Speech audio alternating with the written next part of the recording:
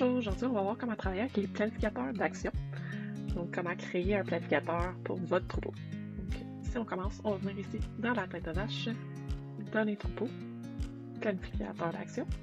Comme on peut voir ici, il y a 4 options de planificateurs qu'on peut créer. Dans le cas d'aujourd'hui, on va vraiment juste regarder les planificateurs d'action, donc la 4e option ici à la droite. Donc il y a 2 types de planificateurs d'action. Donc, on va avoir le type niveau animal et le type niveau ferme. Donc, la différence entre les deux, c'est vraiment que le niveau animal va aller chercher les animaux côté plus individuel et groupe, tandis que le niveau ferme, ça va être vraiment une tâche qui est plus en contexte avec la ferme, côté général. Donc, si on voit les exemples qu'on a devant nous, quand on regarde le niveau animal, on a bien les parages, les cornages, et au côté niveau ferme, c'est plus le changement de pick-up ou bien le nettoyage de l'état d'attente. Donc, pour créer notre planificateur d'action, je vais prendre un cornage comme exemple, puis on va voir les étapes dont on a faites pour que ce planificateur d'action-là soit éligible sur notre ferme. Donc, la première étape, c'est qu'on va y donner un titre et on va sélectionner le type de planificateur d'action qu'il est. Donc, dans ce cas, un niveau animal. Ensuite, on va aller dire au logiciel qu'est-ce qui fait en sorte que cet animal est éligible ou que les animaux sont éligibles pour ce type de planificateur d'action. Donc, on va aller chercher l'élément déclencheur. On a plusieurs options, soit le type d'animal, maladie, traitement, et on a aussi l'option avancée, où on peut aller encore filtrer plus spécifiquement qui qu'on a besoin. Donc, là, dans le cas de écornage, moi, je suis venue sélectionner qu'on veut vraiment voir seulement avec les jeunes, dans ce cas-ci. Ensuite, on va aller dire au logiciel c'est quoi l'élément déclencheur. Donc, pour le cas d'écornage, j'ai choisi la date de naissance et ensuite, j'ai dit au logiciel que 30 jours après sa date de naissance et quand que j'aimerais que mes animaux commencent à apparaître sur ma liste à faire. Et dernière étape pour créer notre planificateur d'action, c'est je lui explique c'est quoi les critères du planificateur d'action. Donc, je le veux sur ma liste ou dans mon calendrier combien de temps. Est-ce qu'il y a un élément qui fait en sorte qu'une fois que je l'ai rentré dans le logiciel qui confirme cette tâche-là, il fait en sorte qu'on la retire de notre liste ou bien j'aimerais juste qu'elle reste sur la liste pendant une certaine période et ensuite se retire. Donc, dans le cas d'écornage, j'ai vraiment dit que c'est soit une durée spécifique ou bien jusqu'à l'enregistrement d'un traitement. Donc, ma durée spécifique, c'est le 90 jours qu'on voit ici. Et sinon, mon traitement, c'est l'écornage. Donc, je suis allée dans les 3 petits points. Je suis venue sélectionner écornage pour le confirmer.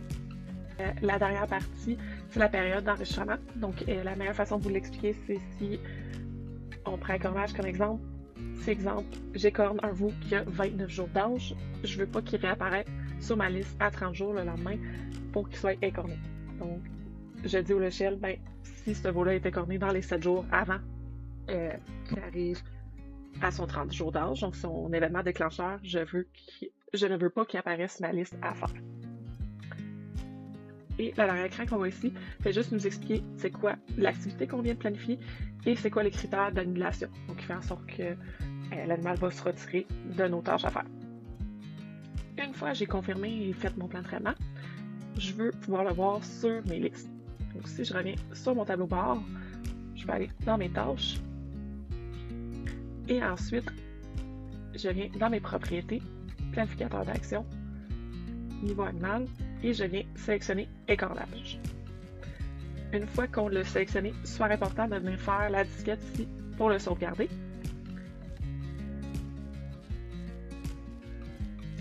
Donc, maintenant qu'on a rajouté écornage dans nos listes de tâches, on voit qu'il se rajoute en haut dans nos attentions à faire et qu'on a justement quelques animaux à aller confirmer. Donc, comment on fait pour aller confirmer nos animaux? On va venir dans Entrée groupée, on va ici à la gauche, et ensuite Santé. Donc, notre entrée groupée santé, c'est exactement la même chose qu'on trouverait si on aurait été dans l'événement journalier. C'est juste un autre raccourci qui est disponible dans le calendrier d'action. Ensuite, on s'assure que le niveau traitement événement de santé est sélectionné. Et si on vient ici à la droite dans l'entrée rapide, activité troupeau, tous nos planificateurs d'action qu'on a créés se défilent ici. Donc, on va avoir l'option d'aller choisir le planificateur qu'on a besoin. On fait le suivant. Et ensuite, tous nos animaux qui sont éligibles par rapport aux critères qu'on lui avait donnés se présentent sur notre liste. Donc, je peux ensuite faire le suivant, confirmer que c'est un traitement préventif. Et vu qu'on avait déjà dit au logiciel que le traitement qu'on a besoin d'utiliser pour confirmer ces animaux, les retirer de notre liste de tâches à faire ou bien le calendrier et le travail cornage, ben, le logiciel va déjà nous proposer ce traitement-là. Donc, on a juste ensuite à suivre les étapes.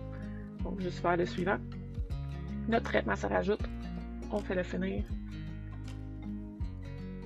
Et ensuite, nos écornages se retirent de notre liste.